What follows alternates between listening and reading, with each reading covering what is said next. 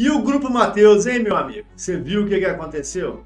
Tem muita gente que está falando que é uma fraude contábil. Isso não importa. O que importa é que ela teve que revisitar o seu balanço de dezembro de 2024, mexeu em algumas contas, mexeu no estoque, mexeu no custo da mercadoria vendida, falou que está tudo tranquilo, que a empresa é tranquilona, está tudo certo.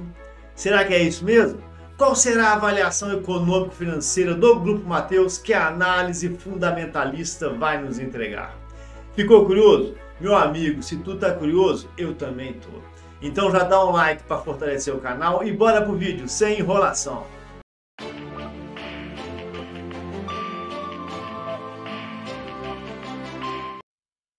Então vamos lá, pessoal, fazer a avaliação econômico-financeira do Grupo Mateus. Eu utilizo a análise dinâmica de balanços e para isso eu peguei os balanços da empresa de 2019 até 2025.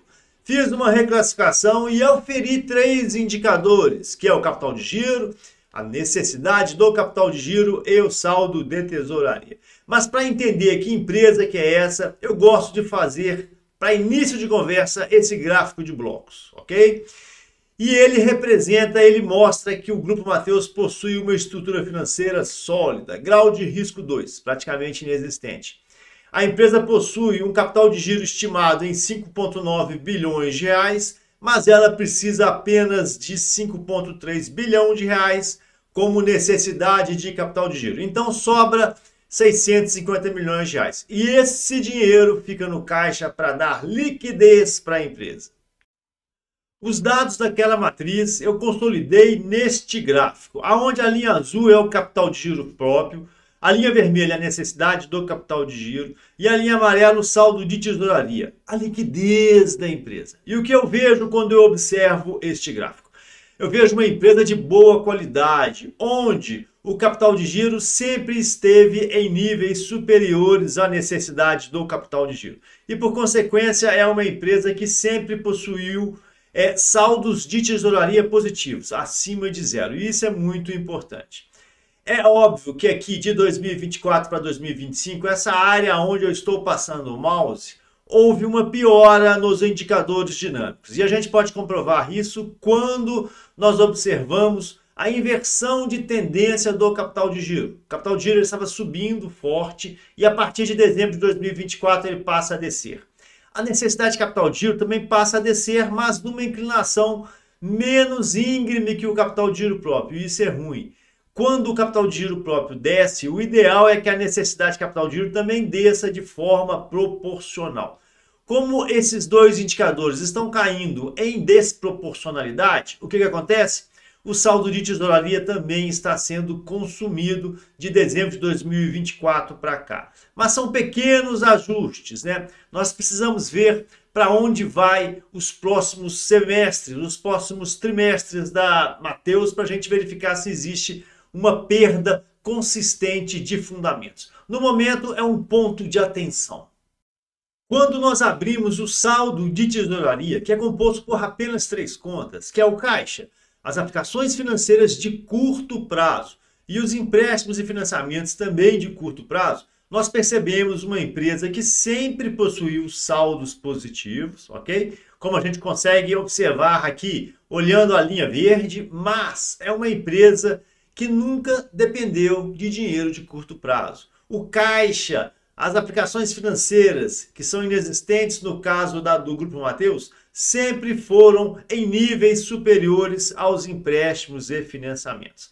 Agora, em 2025, ela tem praticamente 1,2 bilhão de reais em caixa e apenas 535 milhões de reais em empréstimos de curto prazo. Então, ela pode pegar esse dinheiro, esse 1,2, quitar esses empréstimos e ainda sobraria 650 milhões de reais. E a notícia boa é a seguinte: o dinheiro do caixa dela vem do longo prazo, vem das contas estratégicas do capital de giro ou das contas operacionais da necessidade de capital de giro. É uma empresa líquida e ela não precisa de dinheiro de terceiro para girar a sua liquidez no dia a dia. E quando nós abrimos o indicador da necessidade de capital de giro, que é composto somente pelas contas operacionais do ativo e passivo, ou seja, aquelas contas que possuem nexo, que possuem relação estreita com a produção, com o processo de produção da empresa. É o comprar, é o estocar, é o vender, é o receber. Quando nós analisamos esse indicador, nós vamos perceber que é um indicador que, de 2019 a 2025, cresceu de forma relevante, algo em torno de 227%, saindo de 1,6 bilhão de reais e batendo 5,3 bilhão de reais agora em 2025. A receita também vem crescendo, e ela cresceu algo em torno de 230%, saindo de 8 bilhões em 2019 e batendo 32 bilhões em 2024. O que tem de importante aqui, pessoal, é a equivalência. A necessidade de capital de giro está crescendo a 227%, já a receita está crescendo a 233%. Ou seja, elas estão crescendo de forma linear e isto é muito bom. Tem algum ponto de atenção? Tem sim. 2 pontos. Em primeiro lugar, é o contas a receber, a famosa conta cliente, aonde a empresa contabiliza os seus recebimentos. Observe, pessoal, que em 2019 a empresa tinha um saldo de 817 milhões, agora ela tem um saldo aí de quase 4 bilhões de reais. Mas a informação importante é o seguinte: o prazo que ela concede para receber as suas vendas aumentou de 37 dias aqui no mouse para 46 dias. E isso requer mais dinheiro como necessidade de capital de giro. Por outro lado, a conta de fornecedores, ou seja, é tudo aquilo que ela compra. Lá pelos idos de 2019 ela pagava com 25 dias, agora ela paga com 42 dias. Então ela ganhou um refresco com o fornecedor, ela está apertando os seus fornecedores e em parte ela repassou isso para os seus clientes, afrouxando um pouquinho as condições de pagamento de seus clientes, É uma empresa com uma necessidade de capital de giro bem adequada e bem administrada. Quando nós abrimos o indicador do capital de giro, mostrando todas as suas contas, a gente pode tirar algumas conclusões. Mas em primeiro lugar, eu gosto de avaliar aqui a linha cor-de-rosa, que é a evolução do capital de giro ao longo dos anos. De 2019 a 2024, o capital de giro saiu de 1,7 bilhão de reais e bateu 7,3 bilhões, ok? De 24 para 25, esse capital de giro diminuiu de 7,3 para praticamente 6 bilhões. E isso aqui se deve muito em relação aos problemas contábeis que a companhia teve agora em 2025, Vou falar sobre isso mais à frente. Mas quando nós analisamos a composição dessas contas, o que tem de importante para a gente salientar? Em primeiro lugar, o imobilizado. Ao longo desses anos, a empresa imobilizou mais de 5,2 bilhão de reais, aqui no mouse, ok? Sendo que praticamente a metade desse dinheiro, 2,5 bilhões de reais, aconteceu de 2024 para 2025, quando o imobilizado saiu de 6,4 e bateu 9 bi.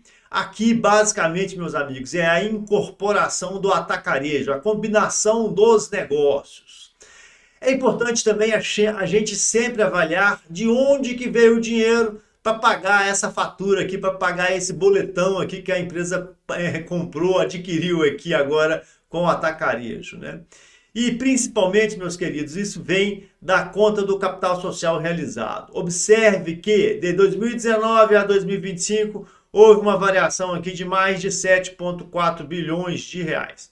Isso aqui é o fortalecimento da empresa, é o fortalecimento do capital social que financia o seu imobilizado.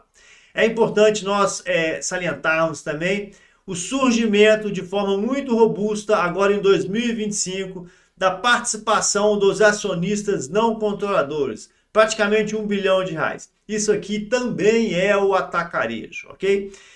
Olhando assim, no primeiro momento, a gente percebe uma perda de qualidade de 2024 para 2025, mas nós temos agora em 2025 uma empresa mais completa, uma empresa também mais complexa, com a combinação das operações com o atacarejo. De qualquer forma, é uma conta, é um indicador de capital de giro adequado. E em relação ao endividamento, o Grupo Mateus, ele é endividado? Bora lá. Para responder essa pergunta, eu vou pedir ajuda ao indicador dívida líquida dividido pelo EBIT. Em 2024, a empresa tinha uma dívida bem pequenininha, de 610 milhões de reais. Então, quando a gente pegava essa dívida líquida e dividia pelo EBIT, que é um excelente indicador de geração de caixa, a empresa tinha um indicador de 0,29. E o que significa isso? Isso significa, meus amigos, que ela precisaria de apenas 4 meses para pegar o seu EBIT e quitar a sua dívida líquida. Ou seja, muito pouquinho, né? Agora, em 2025, esse endividamento aumentou, está batendo aqui 1,4 bilhão de reais, né? Mas o EBIT também ele aumentou, ele é bem relevante. Agora, em 2025, a gente deve ter um Grupo Mateus com um EBIT aí próximo dos 2,3, 2,4 bilhões de reais. De qualquer forma, hoje é uma empresa que tem um indicador dívida líquida dividido pelo EBIT de 0,6, ou seja, ela precisaria aí de uns 6 meses, 7 meses para quitar sua dívida líquida. Então, meus amigos, o Grupo Mateus não é um grupo endividado. Este não é um problema para o Grupo Mateus. E quando nós analisamos a performance operacional do Grupo Mateus, o que tem de relevante? Meus amigos, eu pego poucos indicadores para facilitar a análise, tá? Eu analiso o faturamento, o CMV, o EBIT e o lucro líquido. E eu percebo uma empresa que está crescendo o faturamento de forma relevante, saindo aqui de 8 bilhões, batendo 32 bilhões, multiplicou por 4 o seu faturamento ao longo desses 5 anos, né? E agora em 2025, somente em 9 meses, a empresa já faturou 28 bilhões de reais.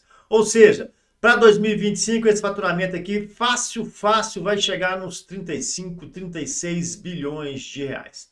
É uma empresa que tem um CMV bem ajustadinho, na faixa dos 76%, 77%, e um EBIT baixo, que é normal para o setor supermercadista. Um EBIT na faixa dos 6%. Essa é a realidade, pelo menos, ao longo dessa série inteira aqui, se formos calcular a média. Se pegarmos de 2022 para 2025, aí mais ainda, né? 6,3, 6,3, 6,5, 6,5. Como o Grupo Mateus não é uma empresa endividada, então o resultado financeiro dele, que até existe e é negativo, olha aqui no mouse, né? Ele praticamente não agride o EBIT. Então a diferença entre o EBIT e o lucro líquido é bem pequenininha. Então pensar em Grupo Mateus é aceitar que essa empresa vai te gerar um EBIT na faixa de 6, 7% e um lucro líquido na faixa aí dos 4,5%. É uma empresa bem adequada sob o ponto de vista de performance operacional, considerando que o setor que ela trabalha é um setor de margens apertadas, que é o setor de supermercados, né? Mas qual é a situação econômico-financeira do Grupo Mateus? O que eu vi quando eu analisei essa empresa? Eu vi uma empresa que tem um capital de giro robusto, na faixa dos 6 bilhões de reais, para financiar uma necessidade de capital de giro positiva de 5,3 bi. É uma empresa líquida, tem liquidez, se você for olhar lá hoje, deve ter lá uns 600, 700 milhões de reais no caixa. Mas isso é muito improvável, né? Geralmente, supermercados possuem necessidade de capital de giro negativa e não positiva, como é essa característica do Grupo Mateus. Esse é um ponto de atenção muito relevante e quem já conhece a teoria da análise dinâmica de balanços já poderia ficar um pouquinho ressabiado com essa estrutura de capital do Grupo Mateus. Por que a necessidade de capital de giro ela é positiva? Isso não é usual. Quando nós analisamos a necessidade do capital de giro, nós percebemos que é uma empresa que tem altos volumes em estoques. Isso agora, em outubro de 2025, depois da empresa já baixar aí mais de 1 bilhão de reais em estoque. Mas, ao meu ver, os estoques do Grupo Mateus ainda estão elevados. Mas tudo bem. Quando nós analisamos a empresa sob o ponto de vista do endividamento, é uma empresa bacana, tem um indicador muito pequenininho de 0,6, e isso se a gente considerar a dívida de 2025, a dívida líquida, que está estimada em mais ou menos 1,4 bilhões de reais, né? O indicador dívida líquida dividido pelo EBIT é de 0,6. Se a gente fosse analisar em 2024, o endividamento era pífio, não chegava nem a 600 milhões de reais. É uma empresa que tem resultado financeiro negativo? Sim, mas pouquinho, não compromete o EBIT. Praticamente não agride o EBIT porque tem volumes baixos. Pensar em Grupo Mateus é aceitar que essa empresa deve faturar em 2025 algo em torno de 35 bilhões de reais, com o CMV na faixa dos 77%, 78%, um EBIT de entre 6% e 7% e um lucro líquido na última linha, que é o que importa, na faixa dos 5%. É uma empresa adequada, mas temos que tomar cuidado com essa questão dos estoques. E se nós formos comparar Grupo Mateus com Pão de Açúcar, o que a gente vai concluir? Em primeiro lugar, faturamento. Grupo Mateus engole o Pão de Açúcar. Grupo Mateus deve faturar em 2025 algo em torno de 35 bilhões de reais. Já o Pão de Açúcar não deve chegar a 20 bilhões de reais. Se a gente pensar em endividamento, o Grupo Mateus também tem uma larga vantagem. Ele praticamente não é endividado. Tem um indicador dívida líquida dividido pelo EBIT de 0,6. Tem uma dívida pequenininha de 600 milhões de reais. Já o Pão de Açúcar tem uma dívida de 1,4 bilhões de reais. Dever 1,4 bilhão de reais é o problema? Não, não é o problema. O problema é ter um EBIT muito baixo e que normalmente chega a ser até negativo. Por falar em EBIT, o EBIT, do Grupo Mateus está na faixa dos 6%, 7%. O EBIT do Pão de Açúcar às vezes fica negativo, mas o normal é se situar na faixa de 2%. Em relação ao lucro, o lucro líquido, aquilo que importa, na última linha, no bolso, o Grupo Mateus chega a te entregar entre 4,5% e 5% de lucro líquido. Já o Pão de Açúcar, meu amigo, é negativo. Mas é tudo ruim? O Pão de Açúcar é todo pior que o Grupo Mateus? Não, não é. Tem coisa que o Pão de Açúcar é melhor que o Mateus. Sabe o quê? Estoque, meu amigo. Dorme com essa. A gestão de estoque do Pão de Açúcar aparentemente é melhor que do Grupo Mateus. Pão de Açúcar, se você parar e olhar o estoque dela, hoje deve ter algo de 2 bilhões de reais para um faturamento aí de 20 bilhões de reais por ano. Ou seja, 10% do faturamento é estoque. Uma continha boba, uma métrica muito simples. Já o Grupo Mateus, para um faturamento de 35 bilhões de reais, ele tem um estoque de 6 bilhões de reais.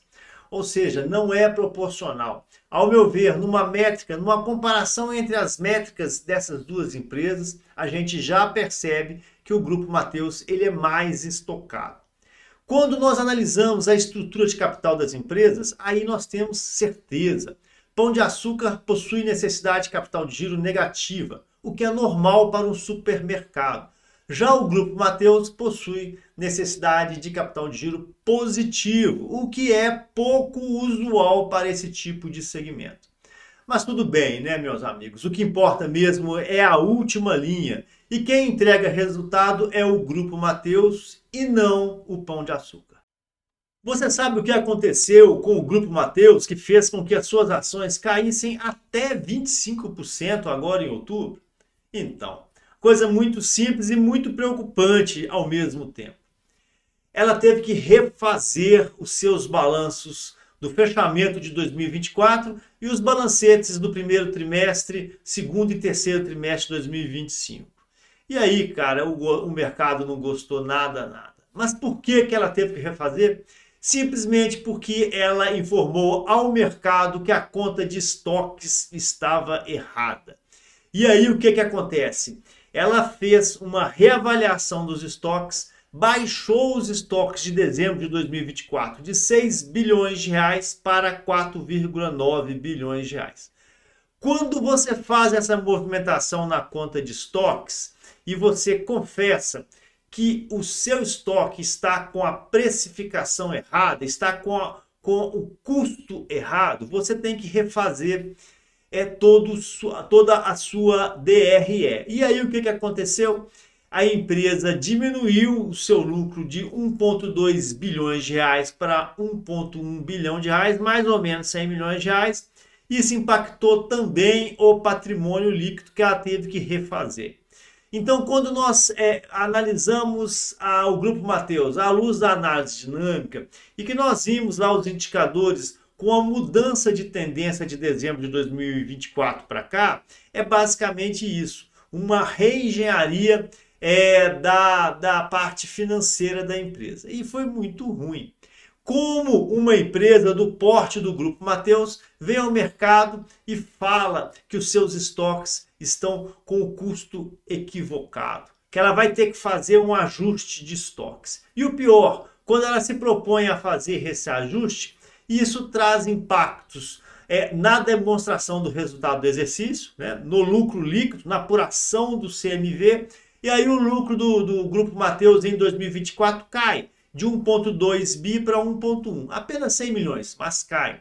E isso também repercute no patrimônio líquido da empresa, na acumulação das reservas ao longo do ano de 2024 e 2025.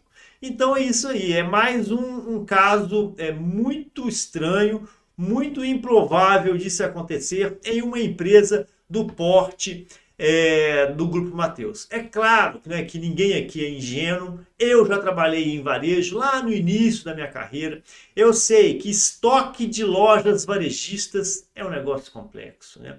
Tem a questão dos produtos perecíveis, né, que eles estragam, você tem que descartar, e aí tu tem que dar baixa no estoque. Tem a questão dos furtos, dos extravios, né, da obsolescência de estoque.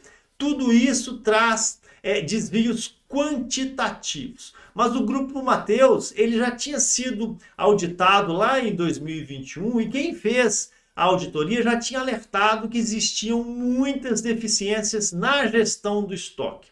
Mas de lá para cá, esse assunto foi abafado, não se tocou mais, não existe nenhuma nota de esclarecimento em relação a isso. Somente agora em 2025. O fato é que existem muitas denúncias de furto de produtos por funcionários, de mercadorias desaparecidas nas áreas de descarregamento, enfim, lojas que ficaram até 2 anos sem fazer um inventário. Ou seja, quando você olha aquele estoque do Grupo Mateus, existe um grande ponto de interrogação. Será que isso aqui é legal? Está normal? Ela até fez esse acerto, baixou aí 1,1 bilhões de reais na conta de estoques, mas a gente fica pensando, beleza, era isso mesmo? Tirou todas as caveirinhas do armário? O que está lá agora é confiável?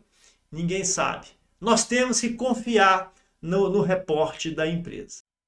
E aí fica a pergunta, né? Vale a pena ou não investir em Grupo Mateus? A resposta é muito simples. Será que tudo que precisava ser tratado foi tratado agora pelo Grupo Mateus? Se sim, vale muito a pena, porque o Grupo Mateus é uma empresa muito interessante sob o ponto de vista do business e dos seus indicadores dinâmicos e dos seus indicadores de performance operacional. Mas a dúvida e o risco é justamente se aparecer outras caveiras dentro do armário. Amanhã tiver mais uma reavaliação, mais uma retificação de balanço, esse tipo de coisa. É muito difícil uma empresa que passa por um momento desse virar recomendação de compra. O que a gente vê hoje é rebaixamento e recomendação de venda, dada a incerteza. E nesse sentido, aquele case das lojas americanas, ele corrobora com esse pânico de mercado. Vale a pena comprar? Meu amigo, eu acho muito complexo, eu hoje não compraria. Eu esperaria, acho melhor você esperar as coisas assentarem e ver se não tem nada mais, ver se está tudo certinho. Uma coisa eu garanto para vocês, eu acho o nível de estoques do Grupo Mateus elevado para o negócio. Mas enfim, eu não sou especialista em supermercado, eu sou, no caso aí, um investidor fazendo uma análise financeira muito fria. Sequer já fui numa loja do Grupo Mateus, beleza? Mas enfim, hoje eu tô fora. Meus amigos, vocês gostaram do vídeo? Se sim, já vale o like, Quer deixar algum recado para mim? Preciso melhorar em alguma coisa? Me dá o toque aí, o vídeo é para vocês. Eu faço as análises para mim, mas o vídeo é para vocês. Muito obrigado, bons investimentos e principalmente fiquem com Deus.